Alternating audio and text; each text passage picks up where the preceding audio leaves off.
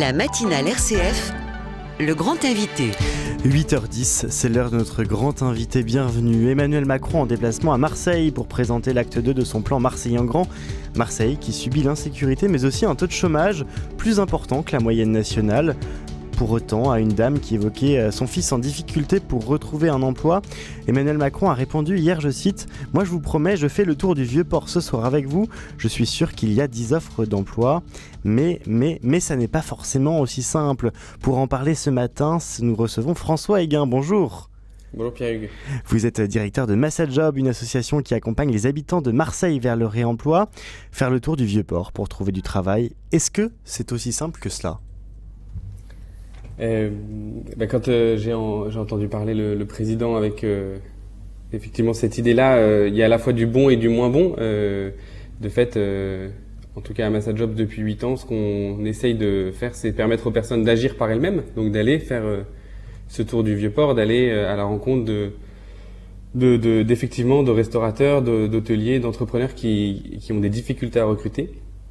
Après, ce qu'on essaye de pas faire à Massajob, c'est l'injonction.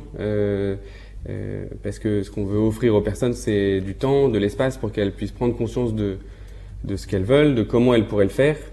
Et c'est là où je me détache un peu de peut-être cette proposition un peu rapide. Il faut accompagner les personnes. Dites-vous, quels sont les freins? Qu'est-ce qui bloque aujourd'hui? Qu'est-ce qui fait que le fils de cette dame auquel a parlé Emmanuel Macron ne va pas naturellement voir les restaurateurs de Marseille pour déposer un CV? Je le connais pas personnellement, mais en tout cas, la dame, quand on lui demande, quand le président de la République lui demande qu'est-ce que veut faire votre fils, elle répond tout. Qu'est-ce qu'il est prêt à faire, tout. Et nous, ça, on sait que c'est extrêmement dur à accompagner parce que tout, c'est quelque chose de très large. Et puis en fait, finalement, pas si large quand on creuse un peu. Et donc, ce dont cette personne a besoin, mais en tout cas, ce dont les personnes qu'on accompagne ont besoin en général, c'est caractériser ce tout. En fait, ce tout, il devient personnel à un moment quand on y met des horaires, quand on y met des talents, quand on y met une envie de développer tel ou tel aspect de ses compétences, de ses appétences, etc. Parce que pour accompagner les personnes, il faut préciser ce tout. Quand on dit qu'est-ce que tu veux faire, tout et n'importe quoi, souvent ajoute-t-on. Comment on précise ça? Il faut trouver les talents de la personne. Il faut trouver comment l'accompagner. On a sûrement peut-être inspiré le président de la République, mais on a un séminaire qui s'appelle La vie en grand, où justement, à Massajob, on passe du temps, 2 jours, et puis c'est derrière en accompagnement individuel pour savoir qu'est-ce que j'ai envie de faire de ma vie, qu'est-ce qui m'attire, qu'est-ce que je suis capable de faire, qu'est-ce que j'ai envie de faire, quel est le rêve que je porte, etc. Donc oui, il faut passer par là. Parce que vous êtes donc implanté à Marseille où il y a 26% de chômage dans le 13e arrondissement, 4 fois plus que la moyenne nationale. Parfois, on a quand même du mal à comprendre le problème. Quelles sont les causes profondes, selon vous?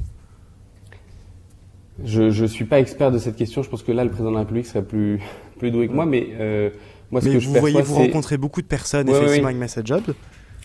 Ce que je vois, c'est qu'il y a déjà peut-être moins d'emplois qu'ailleurs à Marseille. Il y a des créations d'emplois, mais qui sont peut-être pas obligatoirement en adéquation avec les compétences présentes sur le territoire. D'accord. Il y a eu un gros effort fait sur la formation, mais il faut aussi que ces métiers plaisent aux personnes. Est-ce qu'on veut, pour atteindre le plein emploi, occuper les gens avec des métiers quels qu'ils soient, avec des conditions de sécurité quelles qu'elles soient, ou est-ce qu'on veut vraiment permettre aux personnes de devenir actrices de leur vie par un travail qui les épanouit? C'est ça, à mon avis, l'enjeu où on est un peu différent de la vision peut-être du président de la République, c'est que c'est pas simplement pour occuper et créer un revenu, c'est pour permettre aux personnes de se développer, de grandir.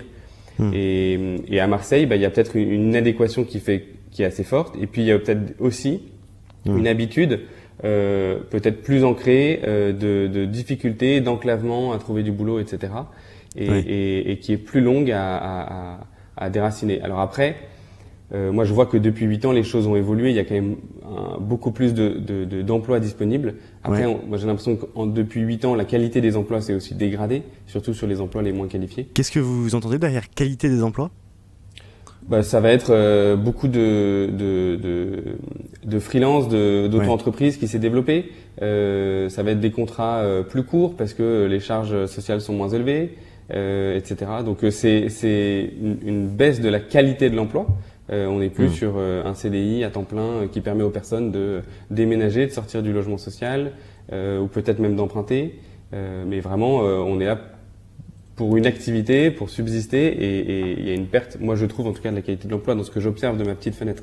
Est-ce que le fait qu'il y ait du travail au noir parfois développé, qu'il y ait aussi des trafics de drogue qui gangrènent certains quartiers de la ville, ça a un impact aussi sur la qualité du travail, sur le fait qu'il est parfois plus intéressant de rester dans un circuit parallèle?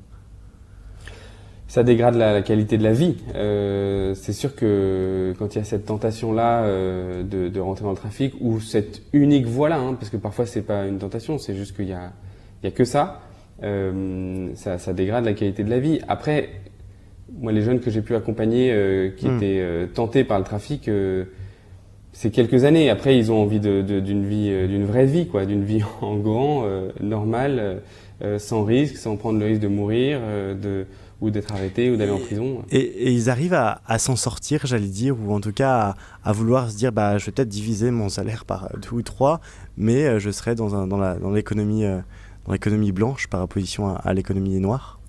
Oui, il y a vraiment des jeunes qui parce qu'à un moment il y a une prise de conscience sur ce que leur permet cette vie dans une économie parallèle, et ce à quoi ils aspirent vraiment. Il y a des jeunes qui s'en sortent.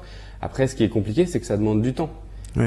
Et c'est là où des associations comme la nôtre ou d'autres comme Impact Jeune ou l'ADAP 13 sont nécessaires pour faire cet accompagnement dans le temps long, parce que les histoires, elles restent. Donc un jeune qui aurait fait quelques bêtises plus jeune, il peut trouver un CDI dans une entreprise, être inséré et derrière être rattrapé parce qu'il y a une affaire qui ressort ou qui n'était pas jugée. Et c'est là où il faut pouvoir reprendre le chemin de l'accompagnement, de la confiance en soi et de l'insertion. François Héguin, que vous disent-ils, ces jeunes ? Eh ben, ils nous disent qu'en tout cas, ils ont des rêves, qu'ils ont envie de s'en sortir. Je pense qu'ils nous disent aussi, moi, ils ont pu me dire qu'ils étaient désireux d'avoir une vie simple où ils sont acteurs et plus à dépendre. Oui. Ils disent aussi de la colère, parfois, de se retrouver dans ces situations-là qu'ils ont, pour la plupart, pas choisies. Ils disent qu'ils ont envie qu'on leur donne leur chance, qu'ils ont envie de la prendre aussi. Ils ont envie de trouver un travail. Est-ce qu'ils ont envie que vous les aidiez à trouver un travail ? Alors nous on est positionnés sur accompagner ceux qui ont envie de trouver un travail et faire naître cette envie chez tout le monde. Donc aujourd'hui, oui, on a des gens qu'on croise qui n'ont pas envie ou c'est pas le moment pour eux ou qui sont pas capables, mais la plupart chez qui on va pour susciter une nouvelle espérance, voilà. En fait, les gens se lèvent, les gens ont envie. Après, ça prend du temps. Et d'ailleurs, vous défendez souvent l'idée que personne n'est inemployable, qu'on peut trouver un travail pour chacun. Est-ce qu'on a un problème dans notre rapport au travail ? Est-ce que c'est notre rapport au travail que ça vient interroger ? Derrière inemployable, il y a un peu l'idée de aussi personne n'est inutile. C'est évidemment si c'est pour être performant et parfait et efficace, il y a des gens qui y arriveront moins bien que d'autres. Ça, c'est sûr qu'on pourra faire une échelle. Oui. Mais derrière cette idée de personne n'est inemployable, c'est personne n'a rien à apporter, personne n'est inutile à cette société. Et l'enjeu, c'est de faire bouger les personnes, évidemment, et le président de la République s'y emploie. Mais c'est aussi de faire bouger l'emploi, de faire bouger les entreprises dans leur capacité à inclure, à créer des opportunités pour des personnes qui sont un peu plus cabossées, etc.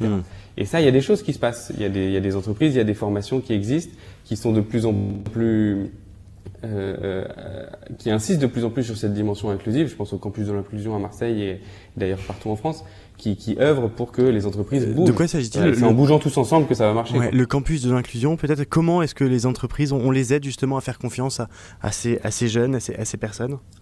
Eh ben, dans le campus de l'inclusion, par exemple, on les questionne sur qu'est-ce qu'elles pourraient faire différemment dans leur métier habituel, sur les achats, sur la manière dont elles innovent, la manière dont elles recrutent, comment elles pourraient faire pour donner des chances.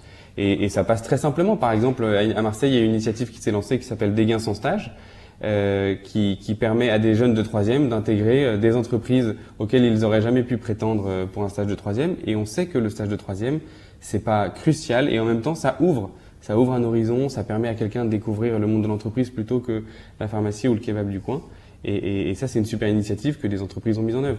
Après, maintenant, il faut que aussi le gouvernement accompagne en sécurisant le marché du travail, en le fluidifiant peut-être, mais en donnant bien des garanties à chacun pour qu'il y ait une relation, une rencontre et un vrai travail et une vraie transformation du monde collective qui soit possible. Emmanuel Macron a axé cette journée qu'il va passer aujourd'hui à Marseille sur le thème de l'éducation. Il y a un enjeu de formation aussi. Oui, il y a un enjeu de formation. Alors après, nous, on est assez peu spécialisés sur ces sujets-là.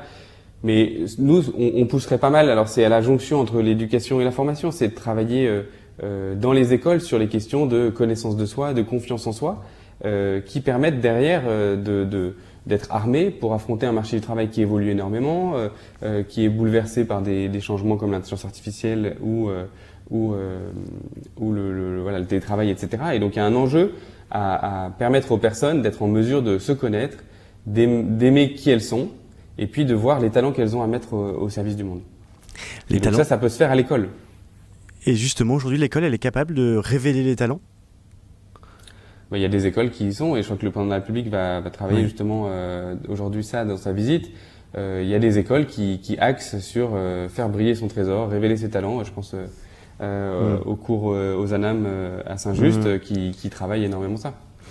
Aujourd'hui, on résume assez facilement Marseille à l'insécurité, au quartier nord et au chômage qu'il peut y avoir. Parmi les initiatives que vous voyez, parmi les jeunes que vous accompagnez, les personnes que vous accompagnez, qui sont-elles? Quel est leur profil?